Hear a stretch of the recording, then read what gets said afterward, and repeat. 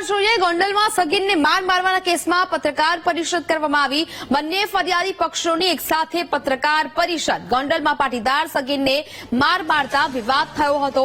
પાટીદાર અને ક્ષત્રિય સમાજના આગેવાનોની આ પત્રકાર પરિષદ।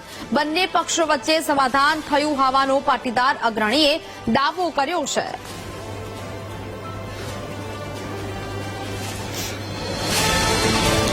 તો જે પ્રકારે ગોંડલમાં સગીરને માર મારવાના કેસમાં મામલો છે તે વધુ ઉગ્ર બન્યો હતો, જેને લઈને હવે બંને પક્ષના લોકો દ્વારા પત્રકાર પરિષદ છે તે કરવામાં આવી હતી। બંને ફરિયાદી પક્ષોની એક સાથે પત્રકાર પરિષદનું આયોજન કરવામાં આવ્યું હતું। ગોંડલમાં પાટીદાર સગીરને માર મારતા આ વિવાદ ઉભો થયો હતો।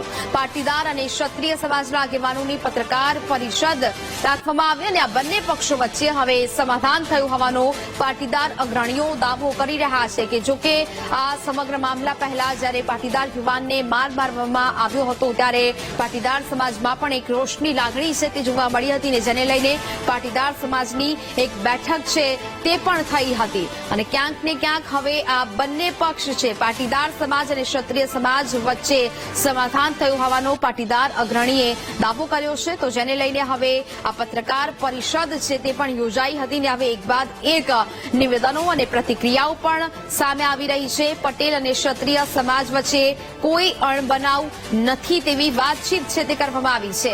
જે લોકો જયરાજસિંહને પહોંચી શકતા નથી તેઓ આવું કરે છે તે પ્રકારની વાત આ પત્રકાર પરિષદમાં થઈ। પાટીદાર અને ક્ષત્રિય સમાજના આગેવાનોની આ પત્રકાર પરિષદ મળી હતી।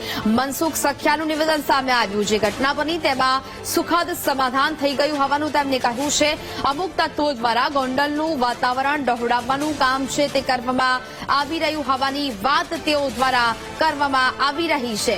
જો કે હવે સુખદ અંત આવ્યો છે આ સમગ્ર મામલાનો અને બંને પક્ષો વચ્ચે સમાધાન થયું હોવાનો પાટીદાર અગ્રણીએ પણ હવે દાવો કર્યો છે। મનસુખ સખિયાનું નિવેદન સામે આવ્યું છે। અમુક તત્વો દ્વારા ગોંડલનું વાતાવરણ ડહોળવાનું કામ છે તે કરવામાં આવી રહ્યું હોવાનું વાત તેઓ દ્વારા કરવામાં આવી રહી છે।